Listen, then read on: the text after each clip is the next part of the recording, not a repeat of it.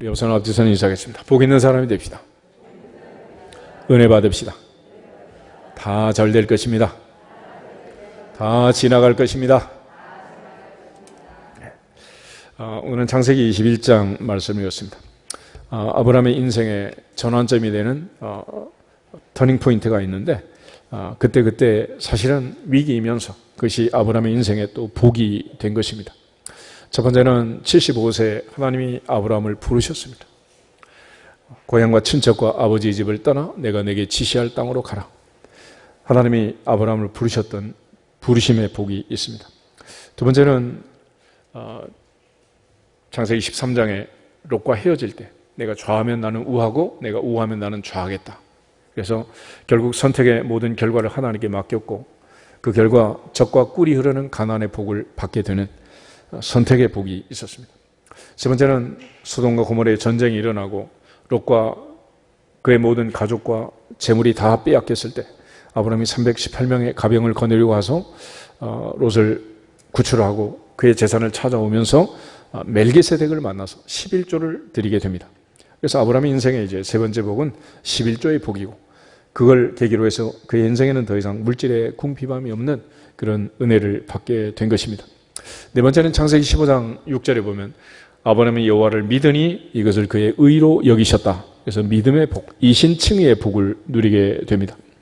그리고 다섯 번째는 이제 창세기 17장에서 할례의 복을 받게 됩니다. 아브라함 99세 때, 이스마엘 13세 때 하나님께서 할례 언약으로 다시 그에게 땅과 자손을 주실 것을 약속하시고 그에게 언약을 맺게 되었습니다. 그리고 이제 여섯 번째는 지난 시간에 봤던 창세기 18장의 기도의 복. 아브라함이 소돔과 고모라의 멸망의 소식을 들었고 50명을 10명까지 내려가면서 하나님께 간절히 기도해서 응답받았는데 궁극적으로 이제 기도의 복의 가장 중요한 포인트는 친밀감이라고 했습니다. 아브라함을 하나님은 나의 벗이라고 했고 친구를 대하듯이 그렇게 친밀감을 가지고 아브라함과 대화하시면서 아브라함의 모든 소식을 알려주고 또 아브라함의 모든 이야기를 들어주고 또 아브라함 모든 것을 하나님께 아뢰고 또 하나님께서 그에게 복을 주셨습니다. 아브라함이 기도함으로 또 롯이 거하는 성이 비록 멸망을 했지만 소돔과 고모라가 멸망하고 엎어지는 그 중에 아브라함을 생각하사 롯을 구출해 주시는 살려주시는 그런 은혜가 있었습니다. 오늘 이제 일곱 번째로 상속자의 복인데 100살에 아브라함이 이삭을 낳게 되었습니다. 사라 할머니 90살에 아이를 낳고 6절에 하나님이 나를 웃게 하시니 듣는 자가 다 나와 함께 웃으리로다. 놀라운 고백을 하게 됩니다. 하나님께서 아브라함에게 약속한 두 가지 기업이 있는데 하나는 땅, 젖과 꿀이 흐르는 가나안 땅. 그가 살았던 갈대아 우르를 대신해서 하나님이 약속한 땅이 있었습니다. 그리고 이제 그 땅에서 살아갈 자녀를 주겠다. 자녀를 주겠다. 하늘의 별처럼 바다의 모래처럼 많은 자녀를 주겠다라고 말했습니다. 오늘날도 이제 우리가 살면서 하나님 신 여러 가지 이제 복이 있고 또 기업이 있지만은 그 중에 땅과 자녀가 중요하다는 걸 알 수 있습니다.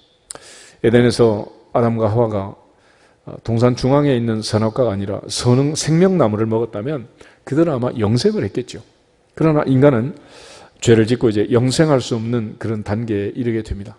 그래서 하나님이 우리에게 주시는 그 복은 내가 다 누리지 못하고 내가 죽음 이후에 나를 대신할 아들을 통해서 자녀를 통해서 이 대가 물려가는 거고 하나님께서는 계명을 지키는 자에게는 그런 차원에서 천대가 복을 받으리라. 천대가 복을 받으리라. 대를 이어서 하나님이 복을 주시겠다. 하나님께서 이제 특별히 자식은 여호와의 주신 기업이다 그렇게 말하는데 이 기업으로 주신 자녀들이 믿음 안에서 잘 되는 이것이 바로 복이라는 복. 그러니까 우리 모두가 다 이 아브라함의 상속자의 복이라는 것은 아브라함이 바랄 수 없는 중에 바라고 약속을 믿고 아들을 낳는 그것도 중요하지만 이 상속자가 갖는 그 의미, 위치 이걸 또 잘 기억해서 우리 모두가 또 아브라함처럼 대를 이어서 믿음의 가문을 세우고 또 우리 자녀들이 대를 이어서 또 복을 받을 수 있기를 주님의 이름으로 축복합니다.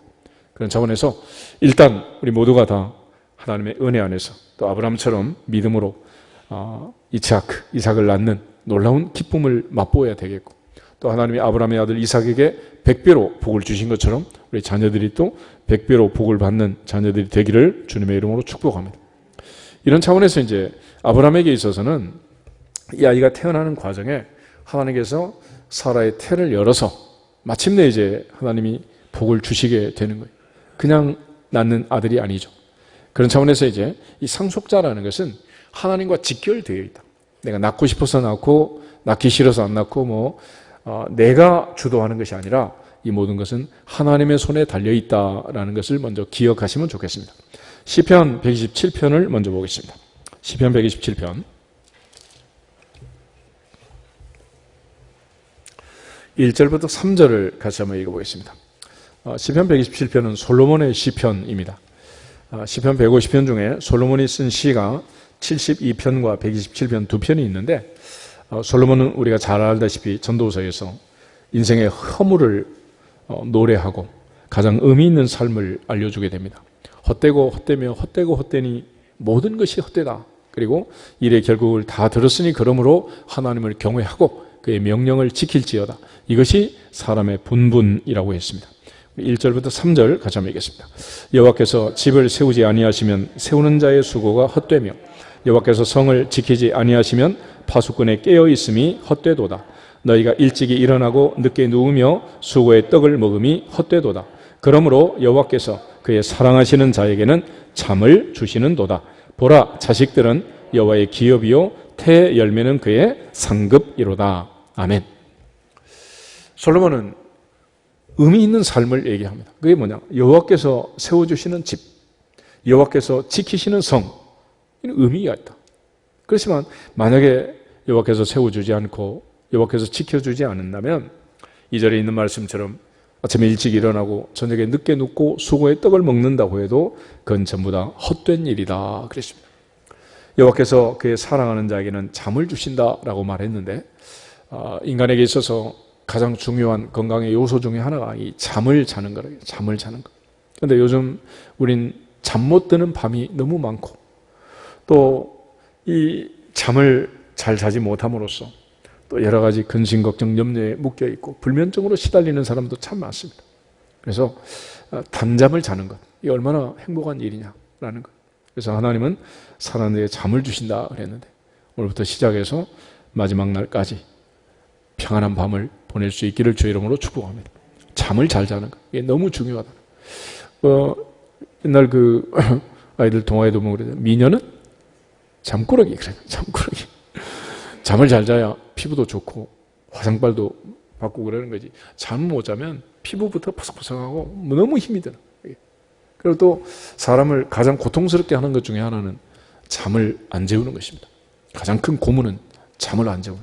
그러니까 밥은 안 먹어도 40일 금식하고 넘어갈 수도 있지만 잠을 안 자고는 넘어갈 수가 없는 거예요. 특별히 이제 밤 10시부터 새벽 2시 이 시간에 잠을 자야 또 이제 모르는 호르몬이 리셋이 되고 평정심을 찾고 이렇게 된다는. 근데 사실 그 시간에 잠을 들 수 있는 사람이 몇 명이나 되겠어요. 그리고 의지적으로 노력해서 잠을 잘 자고 행복하시기를, 건강하시기를 주님의 이름으로 축복합니다. 특별히 솔로몬은 그런 차원에서 이제 자식은 여호와의 주신 기업이고 태열매는 그의 상급이라고 합니다. 그러니까 우리가 선택할 수 없는 것들이 있죠. 태어나서 보니 김씨, 이씨, 박씨, 고씨, 최씨, 장씨, 정씨, 한씨 이렇게 이제 그건 내가 선택한 게 아니죠. 또 이 땅에 태어난 대한민국 코리안으로서 살아가는 이것도 우리가 선택한 게 아니잖아요. 그러나 이제 이런 상황 속에서 우리가 할 수 있는 것이 있다. 그것이 뭐냐? 하나님이 집을 세워주시고 하나님이 성을 지켜주시고 하나님께서 우리에게 단잠을 주시는 이 행복한 삶을 살기로 결정하고 선택하고 이러한 은혜가 자녀들 대대로 이어질 수 있도록 믿음으로 승리하기를 주 이름으로 축복합니다. 그런데 이 상속자라는 것은 일단은 육체적인 상속자가 있어야 되는 것이 중요하죠. 그래서 127편과 이제 쌍둥이 시편이 128편인데 128편을 보면 이런 표현들이 나옵니다. 특별히 4절부터 6절에 보면 복 있는 사람을 설명해요. 같이 한번 읽겠습니다. 여호와를 경외하는 자는 이같이 복을 얻으리로다. 여호와께서 시온에서 내게 복을 주실지어다. 너는 평생에 예루살렘의 번영을 보며 내 자식의 자식을 볼지어다. 이스라엘에게 평강이 있을지로다. 아멘. 그래서 하나님 주신 은혜 안에서 그러니까 자녀들이 출가하고 또 대를 이어가는 이게 얼마나 큰 복이냐라는. 구약 성경을 보면 보통 이제 아들 7, 딸 3, 욥의 가문인데 웬만한 집은 전부 다 뭐 아들 7, 딸 3. 다윗은 2세의 8번째 아들이다 그렇게 말하잖아. 그러니까 하나님 주신 이 은혜 안에서 자녀들이 잘 되는 그런 신수성가를 이룰 수 있기를 주 이름으로 축복합니다. 더군다나 이 상속자가 갖는 의미, 그러면 아브라함의 자손이 되는 이삭이 태어나서 이삭이 100배로 복을 받은 이야기하고 우리가 무슨 관계가 있겠느냐 이렇게 말할 수 있는데, 먼저 결론부터 한번 보겠습니다. 갈라디아서 3장을 보겠습니다. 갈라디아서 3장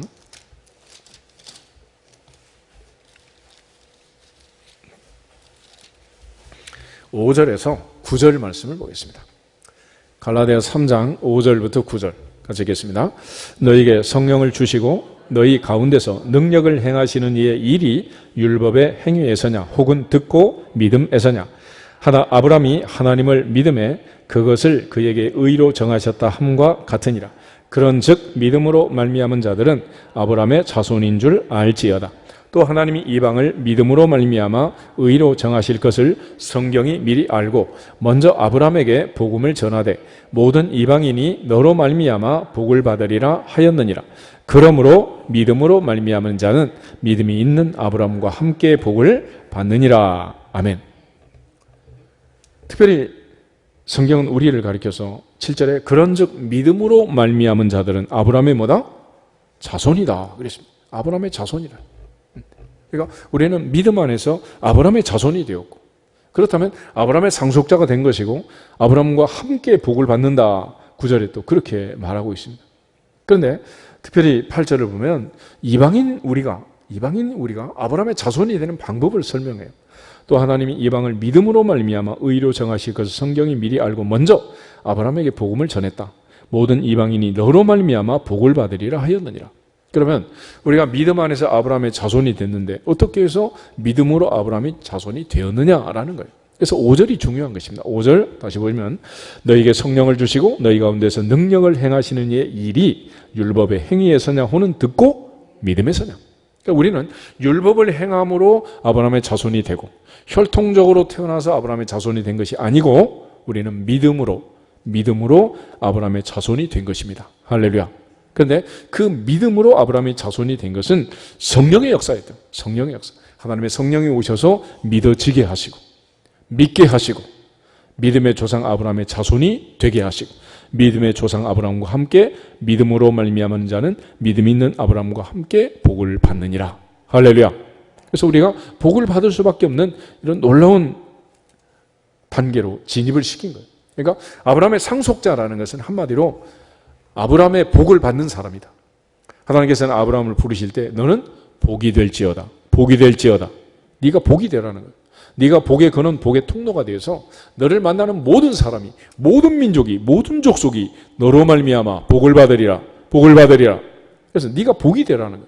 그리고 그 복은 이제 모든 이방인에게도 흘러가서 같이 복을 받게 되는데 누구든지 성령의 역사로 믿어지는 사람, 성령의 역사로 믿는 사람, 믿음 안에 들어와 있는 사람, 믿음의 자녀들은 아브라함의 자손이 되는 것이고 아브라함과 함께 복을 받는 이 엄청난 은혜를 누리게 된다는 거예요.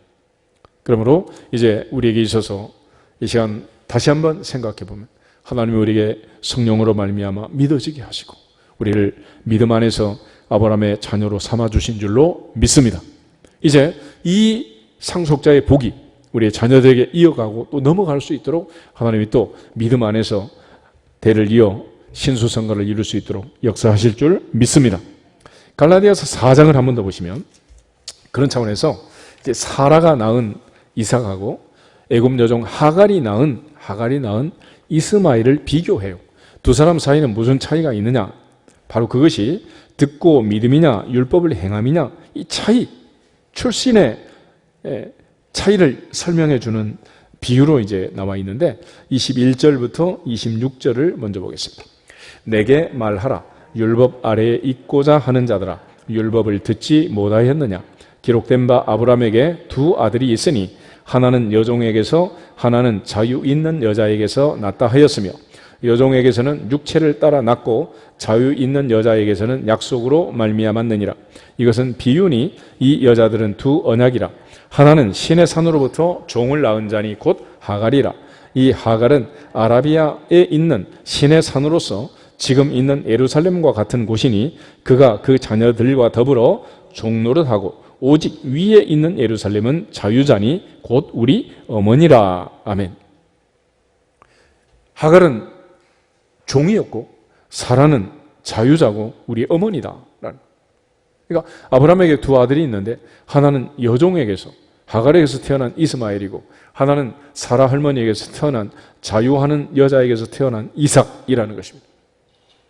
이 두 자녀를 비교해서 우리는 믿음으로 아브라함의 자손이 되었고 우리는 자유자다라는 것. 우리는 종이 아니라는 것. 구약 성경에 종이 되는 세 가지 방법이 있습니다. 하나는 조상이 부채를 많이 져가지고 갚지 못하면 팔려가게 되는 거예요. 그래서 종이 됩니다. 그래서 그 옛날에도 뭐니 해도 머니는 굉장히 중요한 거예요. 돈이 있어야지. 돈이 없으면 종이 된다. 종이 돼. 또 하나는 전쟁에서 포로가 되는 거죠. 전쟁에 패전하게 되면 포로로 잡혀가게 되고 종이 됩니다.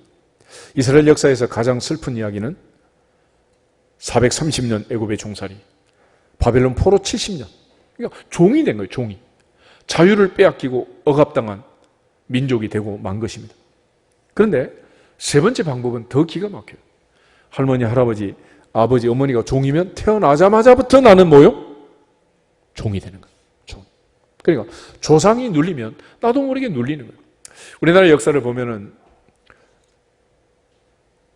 일제 36년이라는 치욕적인 식민지 생활이 있잖아요.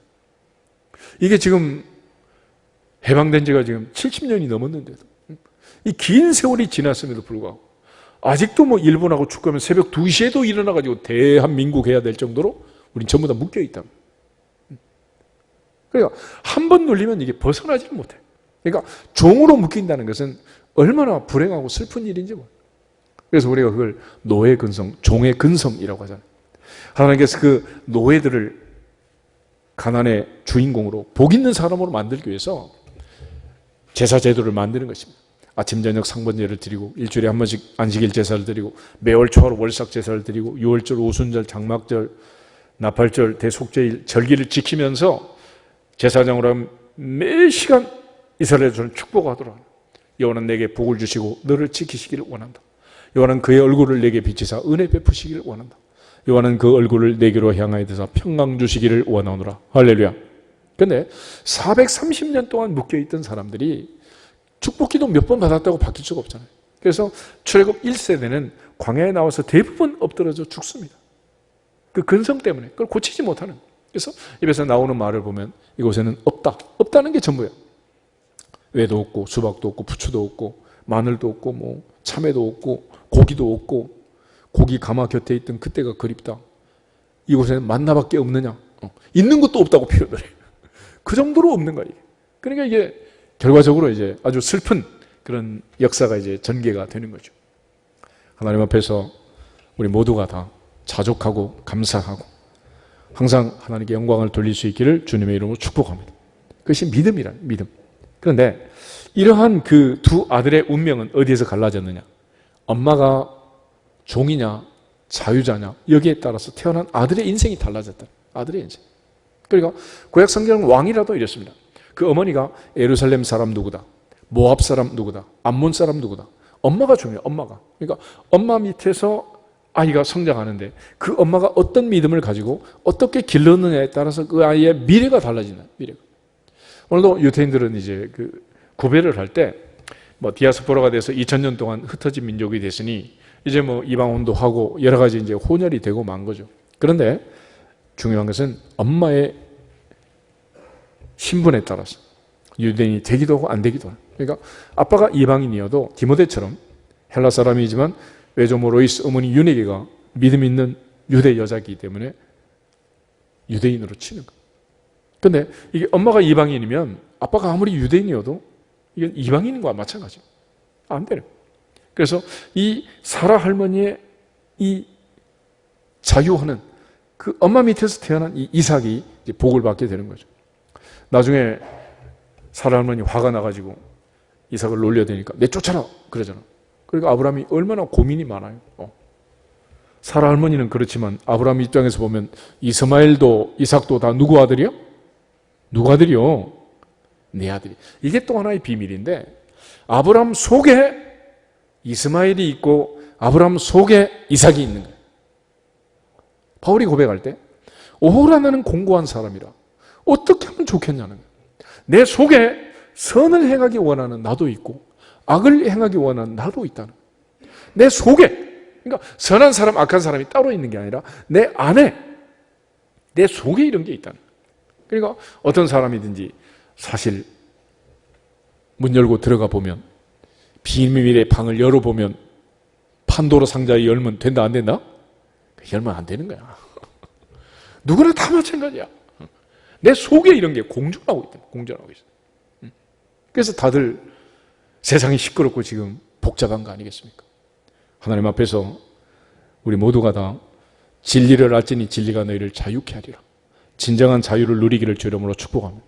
그래서 로마서 8장 1절 2절에 하면 그리스도 예수 아는 자에게는 결코 정죄함이 없나니 생명의 성령의 법이 죄와 사망의 법에서 나를 우리를 해방하였노라. 그러니까 더 이상 죄에 묶여서 종노릇하고 욕심에 묶여서 죄를 짓고 사망으로 가는 이런 묶여있는 삶을 살보면 우리 모두가 여전히 예수를 믿어도 종노릇하는 거나 마찬가지라는 그런 차원에서 이제 우리가 이삭처럼 자유자의 어머니를 가진 그런 자유인으로 신앙의 자유를 누리면서 그렇게 살기 위해서는 이제 그걸 벗어나야 된다는. 그래서 아브라함에게 이스마엘을 내쫓으라. 내 속에 있는 이스마엘과 이삭 중에 이스마엘을 어떻게 하라고? 내쫓으라. 27절부터 31절 같이 보겠습니다. 기록된 바 잉태하지 못한 자여 즐거워하라. 산고를 모르는 자여 소리질러 외치라. 이는 홀로 사는 자의 자녀가 남편 있는 자의 자녀보다 많음이라 하였으니 형제들아 너희는 이삭과 같이 약속의 자녀라. 그러나 그때 육체를 따라 난 자가 성령을 따라 난 자를 박해한 것 같이 이제도 그러하도다. 그러나 성경이 무엇을 말하느냐? 여종과 그 아들을 내쫓으라. 여종의 아들이 자유 있는 여자의 아들과 더불어 유업을 얻지 못하리라 하였느니라. 그런즉 형제들아 우리는 여종의 자녀가 아니요 자유 있는 여자의 자녀니라. 아멘. 그러니까 내 속에 있는 이 죄의 법, 이 죄의 종로로 하는 이스마엘을 쫓아내지 않으면 여전히 아브라함의 가정의 불화가 계속되는 것처럼 내 마음의 갈등은 해결되지 않고 내 마음 평안이 있을 수가 없단 말이에요. 그런 차원에서 우리가 욕심이 잉태한 즉 죄를 낳고 죄가 장성한 즉 사망을 낳느니라 그랬는데 이걸 내쫓으라. 로마서 6장을 한번 더 보겠습니다. 로마서 6장을 보면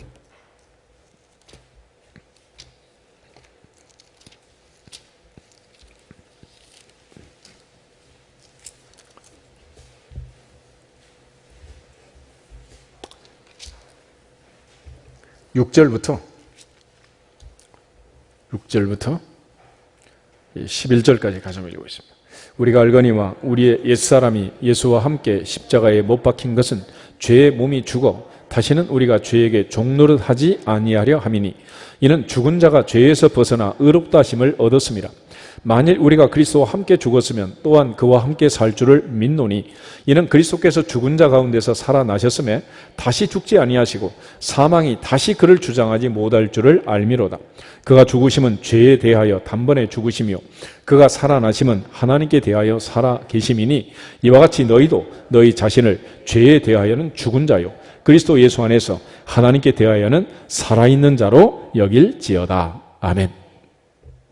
그러니까 아브라함이 이스마엘을 내쫓는 것처럼 우리가 죄를 벗어버리고 죄에서 자유함을 얻지 못하면 우리는 여전히 여기서 묶여있게 될 수밖에 없는 것입니다. 그런 차원에서 이 상속자가 되는 완전한 상속자가 되기 위해서 이스마엘이 이삭을 놀리고 쫓아내고 하는 이 갈등 구조가 있는 것처럼 상속자가 되는 이것은 분명히 하나님의 복을 상급을 받는 놀라운 일이지만 그걸 받기 위해서는 극복해야 될 고난이 있고 갈등이 있다는 거예요. 로마서 8장을 다시 보겠습니다. 로마서 8장을 보면 14절부터 17절을 보겠습니다. 14절 무릇 하나님의 영으로 인도함을 받는 사람은 곧 하나님의 아들이라. 너희는 다시 무서워하는 종의 영을 받지 아니하고 양자의 영을 받았으므로 우리가 아빠 아버지라고 부르짖느니라. 성령이 친히 우리의 영과 더불어 우리가 하나님의 자녀인 것을 증언하시나니 자녀이면 또한 상속자 곧 하나님의 상속자요 그리스도와 함께한 상속자니 우리가 그와 함께 영광을 받기 위하여 고난도 함께 받아야 할 것이니라. 아멘. 여기서 상속자가 하나님의 자녀가 되어서 하나님의 나라, 영원한 천국을 상속할 그때까지 우리가 이 땅에서는 많은 고난들 함께 받는다는 거예요. 함께. 그래서 18절에 보면 생각하건대 현재의 고난은 장차 우리에게 나타날 영광과 비교할 수가 없다 그랬습니다. 바울은 디모데에게 편지를 쓰면서 복음과 함께 복을 받으라가 아니라 고난을 받으라 그랬습니다. 예수님의 인생은 태어나면서부터 죽기까지가 고난의 파노라마였습니다. 태어나자마자 예수님은 헤롯 왕이 죽이려고 베들레헴 근방을 전부 뒤졌습니다. 그리고 2살 밑에 아이들 모조리 죽였습니다. 누구 죽이려고? 예수님 죽이려고. 그리고 마지막에 십자가에서 못 박혀 돌아가셨습니다. 예수님은 평생 살면서 무엇을 두려워하고 살았어요? 죽음을 두려워하고 이 죽음의 때를 기다리며 산 거예요. 그런데 왜 그러셨느냐? 이사야 53장 6절 받았습니다. 우리는 그릇 행하여 각기 제 길로 갔지만 여호와께서는 우리 무리의 죄악을 그에게 담당시키셨도다. 보라 세상 죄를 지고 가는 하나님의 어린 양이다. 그래서 예수님은 그 십자가의 고난, 죽음의 고통으로 우리의 죄값을 지불하시고 우리를 살려주신 거예요. 그 죄와 사망의 고통에서 두려움에서 우리를 해방시켜 주신 줄로 믿습니다. 그런 차원에서 로마서 8장과 7장 사이에 이 놀라운 변화는 바로 1절, 2절이에요. 7장에서는 24절에 오호라 나는 공고한 사람이라 이 사망의 몸에서 누가 나를 건져내라. 바울은 극도의 갈등과 고민에 번민에 빠집니다. 그런데 거기서 벗어나는 게 뭐냐? 1절, 2절 다시 읽겠습니다. 그러므로 이제 그리스도 예수 안에 있는 자에게는 결코 정죄함이 없나니 이는 그리스도 예수 안에 있는 생명의 성령의 법이 죄와 사망의 법에서 너를 해방하였습니다. 그렇게 해서 진정한 상속자로서 하나님의 상속자로서 영원한 영광을 받을 수 있는 그 하나님의 상속자가 되는 거예요. 그러므로 현재의 고난을 잘 극복하고 믿음으로 승리해서 영광을 받는 영광의 상속자가 되기까지 하나님께 영광을 돌릴 수 있기를 주의 이름으로 축복합니다. 그런 차원에서 이제 아브라함이 이삭을 낳습니다. 이삭으로 보면은 아버지 아브라함, 어머니 사람이 돼서 태어난 복덩어리가 태어난 거 아니겠어요? 그렇지만 그의 인생에는 고난이 있다 없다? 고난이 있다 없다? 태어나자마자부터 누가 놀려? 형이라는 사람이 놀리는 거예요. 형이 박해를 하는 거예요. 그러니까 이게 집안에서부터 이게 이러죠. 나중에 창세기 26장 보면 하나님이 아브라함 아들 이삭에게 농사를 지어서 100배로 복을 받게 합니다. 그러자 이번에는 블레셋 사람들이 와서 시기하고 그 아버지 아브라함 때부터 판 모든 우물을 메꿔버리고 질투를 하고 시기를 합니다. 그러니까 우리가 하나님의 은혜와 복을 받으면 모든 사람이 박수 쳐주는 거 아니에요. 시기하고 질투하고 우리가 이 고난을 잘 극복해내서 마침내 하나님이 약속한 약속의 상속자로서의 복을 누리기를 주의 이름으로 축원합니다. 어느 나라 어느 땅에서든지 한 사람 예수 믿고 돌아오는데 쉽지가 않아요. 성경을 보면 이스마엘의 아들들이 아들을 낳는데 문제가 있었다. 그 아내들이 태가 다쳐서 애를 못 낳았다. 이런 얘기 한마디도 없어요. 에서의 부인들이 자손들이 태어나는데 어려움이 있었다. 이런 한마디도 없어요. 그런데 왜 그러냐는 거예요. 아브라함의 아들 이삭이 태어날 때까지는 25년의 세월이 걸리고 100살이야 겨우 아들 하나를 낳는 거예요. 그러니까 믿음의 대를 이어간다는 것은 이 자체가 보통 하나님의 은혜가 아니고 복이 아니라는 것입니다. 그런 차원에서 힘들면 힘들수록 어려우면 어려울수록 고난이 있으면 있을수록 우리가 더욱더 믿음으로 하나님께 영광을 돌리기를 주의 이름으로 축원합니다. 겉으로 볼 때 고난 같지만 그래서 흔히 고난은 위장된 축복이라고 말을 하는 것입니다. 그러면 오늘 창세기 21장 넘어가서 이제 이 상속자가 태어나는 과정을 잘 보면 먼저 1절, 2절 같이 한번 읽겠습니다. 여호와께서 말씀하신 대로 사라를 돌보셨고 여호와께서 말씀하신 대로 사라에게 행하셨으므로 사라가 임신하고 하나님이 말씀하신 시기가 되어 노년의 아브라함에게 아들을 낳으니 아멘. 여기 보면 말씀이란 게 반복됩니다. 기독교는 말씀의 종교입니다. 하나님의 말씀은 반드시 이루어진다. 반드시 이루어진다. 아멘. 마태복음 5장 17절 18절에 가면 율법은 1.1획도 없어지지 않고 다 이루어진다. 천지는 없어져도 하나님의 말씀은 1.1획도 없어지지 않고 다 이루어진다라고 말했습니다. 지금 하나님께서 말씀하신 대로 되었지 아브라함이 사라가 생각한 대로 되지 않았다, 그런 뜻이에요. 그러면 아브라함이 생각하고 사라가 생각했던 것과 하나님이 말씀하신 것은 무슨 차이가 있었느냐?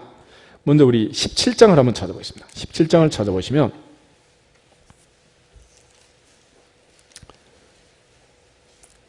창세기 17장에 아브라함이 말하는 게 있어요. 17절, 18절 두 절 한번 읽겠습니다. 아브라함이 엎드려 웃으며 마음속으로 이르되 100세 된 사람이 어찌 자식을 낳을까? 사라는 90세니 어찌 출산하리요 하고 아브라함이 이에 하나님께 아뢰되 이스마엘이나 하나님 앞에 살기를 원하나이다. 아멘.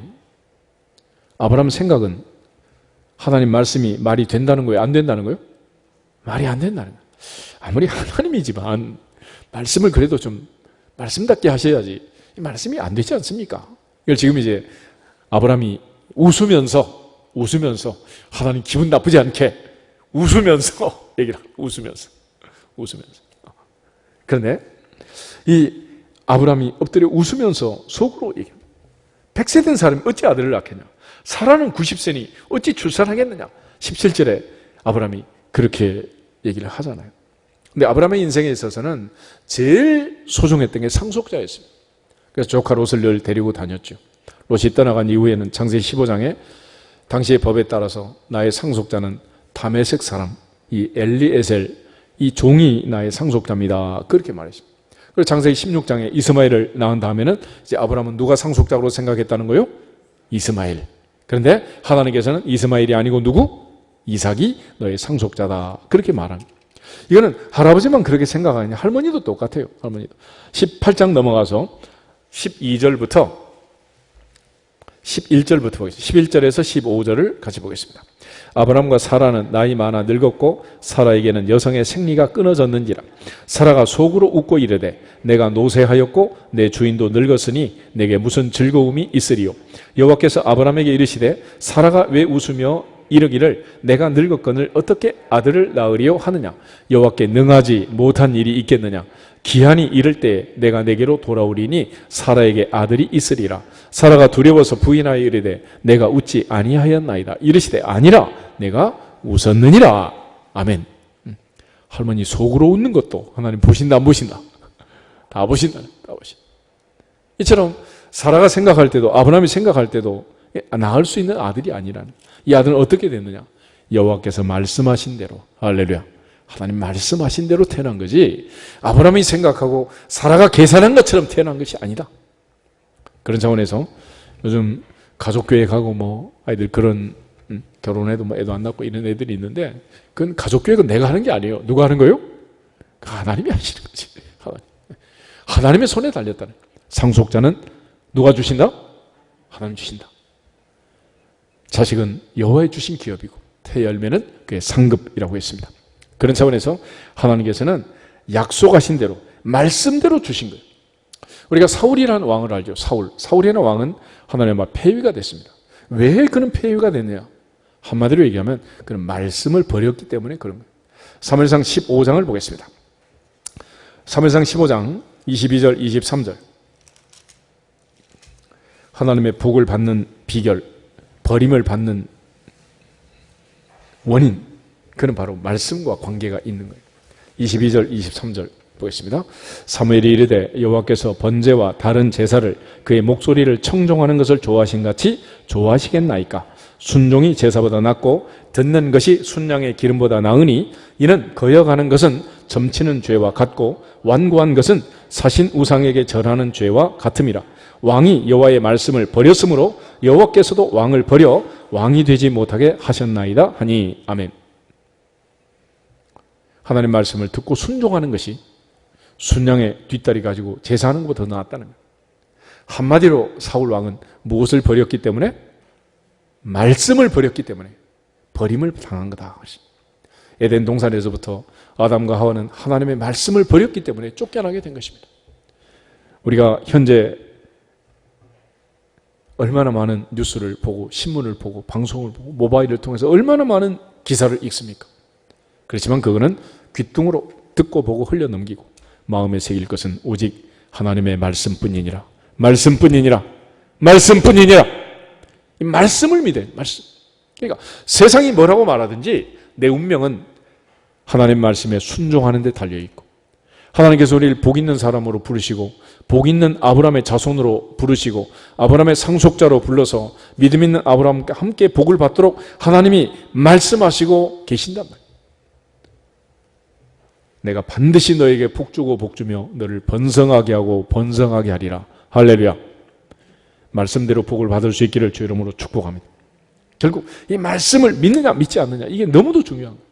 누가복음 1장을 한번 더 보겠습니다. 누가복음 1장을 보면 예수님이 태어나기 6개월 전에 세례 요한이 태어나게 됩니다. 그런데 그 세례 요한이 엄마 뱃속에 들어간 지 6개월, 엘리사벳이 늙어서 임신을 하게 됩니다. 그런데 그 엘리사벳이 어떻게 해서 임신을 하게 되고 또 마리아가 어떻게 해서 임신을 하게 되었느냐, 그게 바로 하나님의 말씀이라는 말씀. 34절부터 38절 한번 읽어보겠습니다. 마리아가 천사에게 말하되 나는 남자를 알지 못하니 어찌 이 일이 있으리이까. 천사가 대답하여 이르되 성령이 내게 임하시고 지극히 높으신 이의 능력이 너를 덮으시리니 이러므로 나실 바 거룩한 이는 하나님의 아들이라 일컬어지리라. 보라, 내 친족 엘리사벳도 늙어서 아들을 배었느니라. 본래 임신하지 못한다고 알려진 이가 이미 6달이 되었나니 대저 하나님의 모든 말씀은 능하지 못하심이 없느니라. 마리아가 이르되 주의 여종이 오니 말씀대로 내게 이루어지이다 하매 천사가 떠나가니라. 아멘. 말씀의 능력을 믿은 엘리사벳에게, 마리아에게 하나님이 은혜를 주셔서 태가 열려서 상속자를 얻게 된 것입니다. 하나님 앞에서 말씀을 믿는, 말씀이 믿어지는 주인공들이 되기를 주 이름으로 축복합니다. 이 마리아가 이제 엘리사벳을 방문하게 되는데 거기 41절부터 45절 다시 보겠습니다. 엘리사벳이 마리아가 무난함을 들음에 아이가 복중에서 뛰노는지라. 엘리사벳이 성령의 충만함을 받아 큰 소리로 불러 이르되 여자 중에 내가 복이 있으며 내 태중의 아이도 복이 있도다. 내 주의 어머니가 내게 나오니 이 어찌된 일인가. 보라, 내 무난한 소리가 내 귀에 들릴 때 아이가 내 복중에서 기쁨으로 뛰놀았도다. 주께서 하신 말씀이 반드시 이루어지리라고 믿은 그 여자에게 복이 있도다. 아멘. 45절, 주께서 하신 말씀이 반드시 이루어지리라고 믿은 그 여자 마리아에게 복이 있도다. 할렐루야. 그런 차원에서 우리 다시 한번 인사하겠습니다. 복 있는 사람이 됩시다. 복 있는 사람이 됩시다. 말씀이 믿어야 돼요. 말씀이. 그러니까 사라가 아이를 낳고 상속자를 낳게 된 것은 현실이 아니고 말씀에 대한 믿음, 신뢰였습니다. 오늘 우리의 신앙생활은 말씀을 믿는 것입니다. 기독교는 말씀의 종교이고 그런 차원에서 우리는 말씀 중심의 예배를 드리는 것입니다. 하나님 앞에서 무슨 말씀을 하시든지 순종함으로 기적의 주인공이 되기를 주 이름으로 축복합니다. 두 번째는 21절 1절 다시 보시면은 여호와께서 말씀하신 대로 사라를 돌보셨고 여호와께서 말씀하신 대로 사라에게 행하셨다라는 말이 있습니다. 돌보셨다, 행하셨다라는 단어가 있는데 히브리어로 돌보셨다라는 말은 파카드라는 말을, 파카드, 이 말은 비지트, 방문한다, 찾아온다 이런 뜻입니다. 그 다음에 행하셨다는 것은 아싸라는 동사인데 이는 빠라라는 창조 동사와 더불어서 하나님이 만드신다, 하나님이 창조하신다 이런 뜻입니다. 그러니까 무에서 유를 창조하신 것처럼, 흙으로 사람을 만드신 것처럼 하나님이 사라를 찾아오셨고 사라의 태중에 아이를 만드셨다는 거예요. 누가 만드셨다고? 여호와께서. 할렐루야. 이처럼 하나님이 돌보시고 하나님이 행하셨는데 하나님이 어떤 사람을 찾아와서 어떤 사람에게 이렇게 행하시냐, 그럴 때 하나님께서는 믿음으로 부르짖는 자에게, 우리 창세기 19장 29절에 봤던 것처럼 하나님께서 아브라함을 생각하사 롯을 구원하였다라는 말이 있었습니다. 하나님은 기도하는 사람을 생각하시고 돌보신다. 이 돌보시고 행하시는 이 과정에 가장 근접하게 그렇게 기도해서 복을 받은 여자가 있어요. 그게 바로 한나였습니다. 한나. 우리 사무엘상 1장을 한번 찾아보겠습니다. 사무엘상 1장을 보시면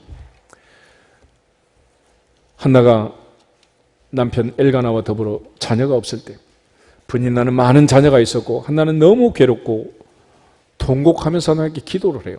그때 10절 11절 두 절 한번 보겠습니다. 한나가 마음이 괴로워서 여호와께 기도하고 통곡하며 11절 서원하여 이르되 만군의 여호와여 만일 주의 여종의 고통을 돌보시고 나를 기억하사 주의 여종을 잊지 아니하시고 주의 여종에게 아들을 주시면 내가 그의 평생의 그를 여호와께 드리고 삭도를 그의 머리에 대지 아니하겠나이다. 아멘. 그러면 돌보시고 기억하시고 잊지 아니하시고 주시면 그랬습니다. 간절히 그렇게 하나님 앞에 요청을 할 때 무슨 일이 벌어졌느냐. 19절 20절 보겠습니다. 그들이 아침에 일찍이 일어나 여호와 앞에 경배하고 돌아가 라마의 자기 집에 이르니라. 엘가나가 그의 아내 한나와 동침함에 여호와께서 그를 생각하신지라. 한나가 임신하고 때가 이름에 아들을 낳아 사무엘이라 이름하였으니 이는 내가 여호와께 그를 구하였다 함이더라. 아멘. 하나님께서 한나를 생각하신지라. 생각하셨다. 그러니까 한나가 기도할 때 나를 돌보시고 나를 돌보시고 나를 기억하시고 나를 기억하시고 나를 잊지 아니하시고 아들 주시면 그랬습니다. 그때 하나님께서 한나를 찾아가시고 한나를 생각하시고 한나를 돌보시고 한나에게 행하시고 한나의 태 아이가 잉태돼도 하나님이 아싸 만들어 주신 거예요. 그렇게 해서 하나님의 놀라운 은혜가 한나에게 임한 것입니다. 하나님께서는 아무나 돌보시고 아무나 행하시는 게 아니다. 간절히 기도하고 믿음으로 매달릴 때 하나님께서 사라를 찾아오셨고 사라에게 행하셨고 한나를 찾아오셨고 한나에게 행하신 줄로 믿습니다.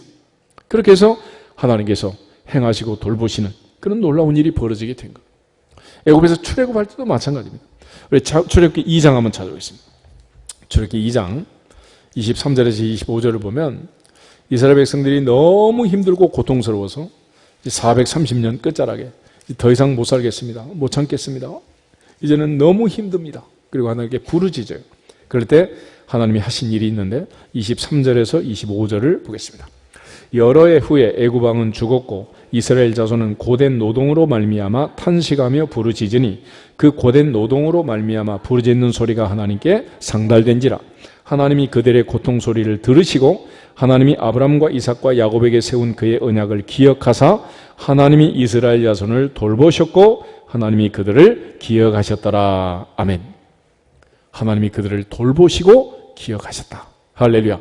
그러니까 하나님은 우리가 기도하면 다 잊어버리는 게 아니라 반드시 기억하시고 때가 되면 우리를 돌보시고 찾아오시고 역사하시는 줄로 믿습니다.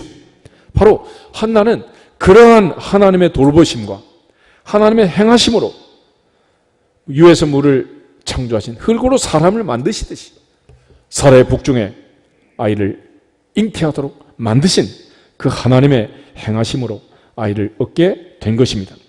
이런 차원에서 하나님께서 돌보시고 하나님의 행하시는 복 있는 사람들이 되기를 주 이름으로 축복합니다. 그 결과 상속자의 복을 누리게 된 거예요.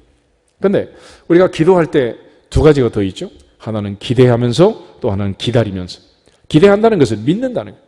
오직 믿음으로 구하고 조금도 뭐 하지 말라? 의심하지 말아라. 의심하는 자는 마치 바람에 밀려 요동하는 바람물개 같으니 이런 사람은 아무것도 주께 얻기를 생각하지 말아라 그랬습니다. 그러니까 우리가 믿음으로 기도한다는 것은 무슨 뜻이냐? 그러면 하나님을 믿는 것이고 하나님의 능력을 믿는 것이고 하나님의 말씀을 믿는 거예요. 예를 들어서 5살짜리가 엄마 나중에 내가 큰 비행기 사줄게. 이 녀석아 너다 이래서 그러니까 그 아이가 신뢰감이 가면은 오케이 하겠죠. 그렇지만 아무리 그럴듯한 말을 해도 말하는 사람이 믿을만하지 못하면 오케이 할 수 없는 거 아니겠어요? 그런데 바로 하나님을 믿고 약속을 믿는다면 우리는 무슨 말씀을 하시든지 아멘으로 할렐루야로 응답하기를 주 이름으로 축복합니다. 그게 믿어지는 거예요. 예수님께서 이걸 아주 재미있게 비유하시는 장면이 있는데 마태복음 19장을 한번 찾아보겠습니다. 마태복음 19장에 보면 이제 부자 청년이 예수님을 찾아왔고 예수님께서 재물을 나눠주고 나를 따르라 그럴 때 이 청년이 재물이 너무 많아서 근심하며 떠나가게 됩니다. 그 뒷모습을 보면서 예수님이 하신 말씀인데 22절부터 26절 말씀을 같이 보겠습니다. 그 청년이 재물이 많음으로 이 말씀을 듣고 근심하며 가니라. 예수께서 제자들이 이르시되 내가 진실로 너희에게 이르노니 부자는 천국에 들어가기가 어려우니라. 다시 너희에게 말하노니 낙타가 바늘기로 들어가는 것이 부자가 하나님의 나라에 들어가는 것보다 쉬우니라 하시니 제자들이 듣고 몹시 놀라 이르되 그렇다면 누가 구원을 얻을 수 있으리이까? 예수께서 그들을 보시며 이르시되 사람으로는 할 수 없으나 하나님으로서는 다 하실 수 있느니라. 다 하실 수 있느니라. 할렐루야. 전능한 하나님을 믿으라는. 창세기 17장에 아브라함을 찾아와서 99세 때 말씀하십니다. 아브라함아, 너는 내 앞에서 행하여 완전하라. 나는 전능한 하나님이다. 전능한 하나님이다.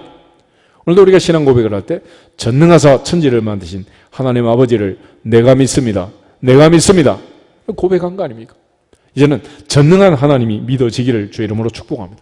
그러면 기대감이 커지는 거고 기대할 수가 있는 거예요. 그런 차원에서 사람은 항상 기대가 크면 뭐가 크다? 실망이 커. 근데 하나님은 기대가 크면 응답이 크고 기적이 크고 복이 크고 할렐루야. 우리가 상상할 수 없는 크고 알지 못하는 은밀한 일들로 응답하시는 줄로 믿습니다. 이처럼 사라 할머니 역시 하나님의 약속을 믿고 하나님이 누구신가를 믿었기 때문에 이 놀라운 은혜를 체험한 거예요. 히브리서 11장 11절 한번 찾아보겠습니다.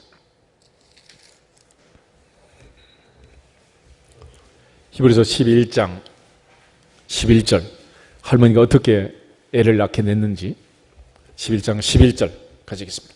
믿음으로 사라 자신도 나이가 많아 단산하였으나 잉태할 수 있는 힘을 얻었으니 이는 약속하신 일을 미쁘신 줄 알았습니다. 아멘. 왜냐하면 약속하신 분을 신실한 줄 알았다. 약속을 지키는, 반드시 약속을 지키는 분으로 믿었기 때문이다. 할렐루야. 그러니까 사라 할머니 역시 하나님을 믿을 때 하나님은 어떤 분이냐? 하나님 말씀하시면 반드시 이루신다. 약속하면 반드시 지킨다. 라는 것을 믿고 드디어 상속자를 얻게 되었다는 그런 차원에서 창세기 21장 다시 보시면 여호와께서 말씀하신 대로 사라를 찾아오셨고 여호와께서 말씀하신 대로 사라의 태 흙으로 사람을 만드시 잉태하게 하셨어요. 사라가 임신하고 하나님이 말씀하신 시기가 되어 노년의 아브라함에게 아들을 낳았다. 이렇게 되어 있습니다. 특별히 또 하나 아브라함에게 있어서는 하나님께서 그 아들을 낳기까지 또 하나 기다림이 있었습니다. 기다림. 우리 3절에서 5절 계속해서 보겠습니다. 아브라함이 그에게 태어난 아들 곧 사라가 자기에게 낳은 아들을 이름하여 이삭이라 하였고 그 아들 이삭이 난 지 8일 만에 그가 하나님이 명령하신 대로 할례를 행하였더라. 아브라함이 그 아들 이삭이 그에게 태어날 때에 100세라. 아멘. 75세의 부름을 받아서 100살의 아이들을 낳을 때까지 몇 년의 세월이 지나갔습니까? 25년. 25년. 그래서 믿음은 기다리는 것입니다. 믿음은 기다리는 것이죠. 왜냐하면 예수님 말씀하시기를 때와 기한은 아버지께서 자기의 권한에 두셨으니 너희의 알 바가 아니다. 때와 시기는 누가 조율하신다? 하나님이시오. 하나님. 그러니까 우리는 기도하는 거죠. 그런데 응답이 언제 올 건지, 언제 응답을 주실 건지는 누가 결정하신다? 하나님이 결정하신다. 그런 차원에서 우리가 할 일은 하나님 앞에 기도하고 기다릴지어다. 기다릴지어다. 그것이 믿음이니라. 기다리는 거예요.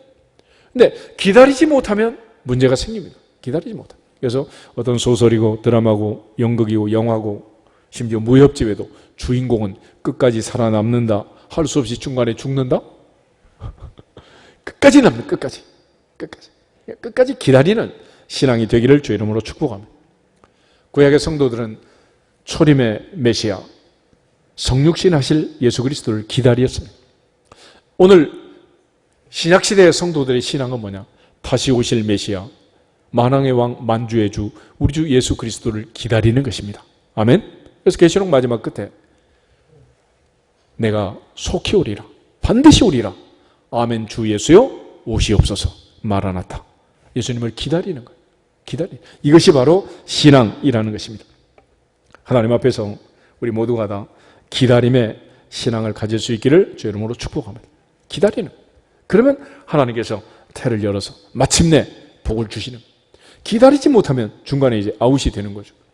우리 창세기 25장을 한번 보실까요? 25장에 보면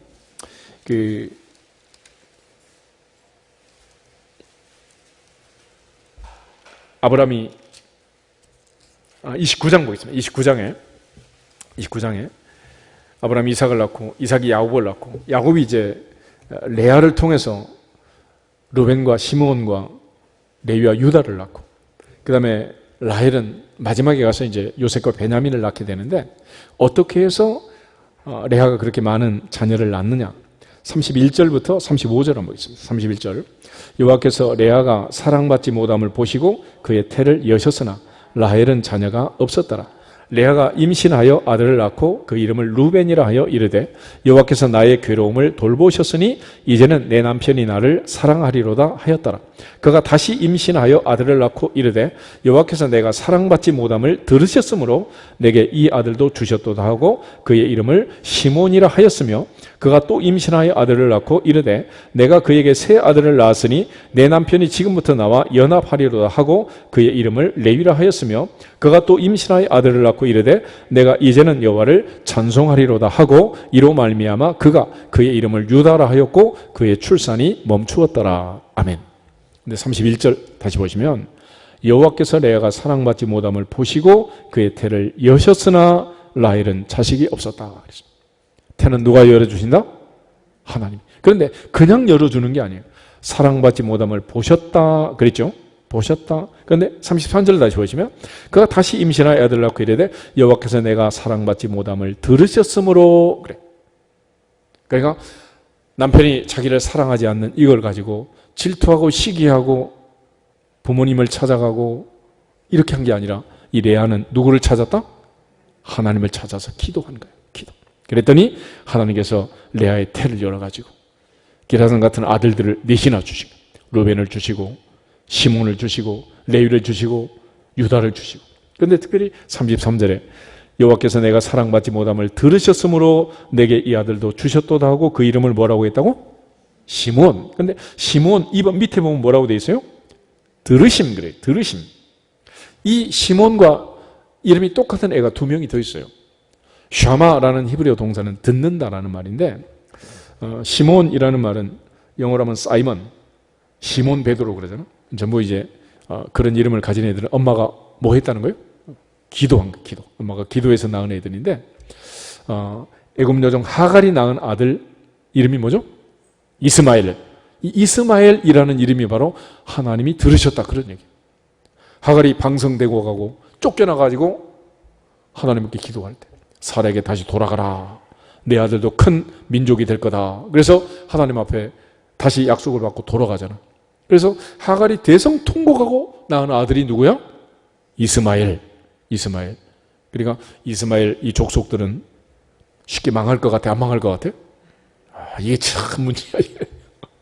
그러니까 엄마가 기도하는 게 이게 얼마나 중요한지 몰라. 엄마. 그런데 또 아까 봤던 한나가 낳은 아들 그 이름이 뭐라고? 사무엘. 하나님이 들으셨다라는 뜻이. 바로 레아가 낳은 아들 시몬. 하나님이 들으셨다. 그래서 하나님께 기도하고 하나님이 들으시면 찾아오시고 돌보시고 만드시고 잉태하시고 태를 여시고 할렐루야. 그렇게 해서 아들을 주신다. 오늘 그렇게 하나님의 능력을 믿고 하나님 앞에 기도했으면 기다릴지어다. 기다릴지어다. 기다릴지어다. 때를 기다리라니. 그런데 라헬은 계속해서 남편만 붙들고 막 30장 1절에 보면 나로 자식을 낳게 하라. 그렇지 않으면 내가 죽겠노라. 이러면서 막 쌈박질만 하는 거예요. 그런데 그렇게 해서 태가 열리지 않아요. 마침내 어떻게 했느냐. 22절부터 24절 보겠습니다. 30장 22절 하나님이 라헬을 생각하신지라 하나님이 그의 소원을 들으시고 그의 태를 여셨으므로 그가 임신하여 아들을 낳고 이르되 하나님이 내 부끄러움을 씻으셨다 하고 그 이름을 요셉이라 하니 여호와께서 다시 다른 아들을 내게 더하시기를 원하노라 하였더라. 아멘. 보세요. 기도하고 낳은 아들들이 한 일이 엄청난 거예요. 기도하고 낳은 아들들을 통해서 하나님이 역사하신 일이 어마어마한 거예요. 그래서 이렇게 해서 여하튼 라헬은 마지막에 가서야 11번째 가서야 하나님께 기도하고 태가 열려서 이제 요셉을 낳게 되잖아요. 하나님 앞에 기대하면서 기다리면서 기도할 수 있기를 주님의 이름으로 축복합니다. 우리 옆 사람 다시 한번 인사하겠습니다. 기대하면서 기다리면서 기도합시다. 아멘. 그렇게 해서 드디어 사라가 이삭을 낳고 마지막에 간증을 하는 거예요. 하나님이 나를 웃게 하시니 듣는 자가 다 나와 함께 웃으리로다. 사라가 자식들을 젖먹이겠다고 누가 아브라함에게 말하였으리요마는 아브라함의 노경에 내가 아들을 낳았다. 그래서 간증하는 패턴이 있어요. 이게 뭐냐? 하나님이, 이게 주어예요. 동사는 사역동사여서 웃게 하시니 하게 하셨다. 하나님이 하게 하셨다. 할렐루야. 오늘도 하나님이 좋은 날씨를 주시고 우리를 오게 하시고 우리의 눈이 보게 하시고 귀가 듣게 하시고 찬송하게 하시고 기도하게 하시고 믿어지게 하시고 할렐루야. 하나님이 하게 하셨습니다 라는, 이게 바로 한나의 고백인 것입니다. 그런 차원에서 자기 자랑하지 말고 하나님을 자랑해라 라고 말하는 건데, 사라처럼 우리 모두가 다 믿음으로 마침내 최후의 웃는 자가 되고 최후의 간증하는 주인공이 되기를 주님의 이름으로 축복합니다. 믿음은 모든 사람의 것이 아니라는 거예요. 하나님 앞에서 사라처럼 마침내 웃음으로 간증할 수 있기를 주님의 이름으로 축복합니다. 우리 옆 사람들은 다시 한번 인사하겠습니다. 하게 하시는 복을 받읍시다. 하나님이 하게 하시는 복을 받읍시다. 할렐루야. 다 같이 주 예수 그리스도의 이름으로 기적아 일어나라 선포하고 기도하겠습니다. 하나 둘 셋.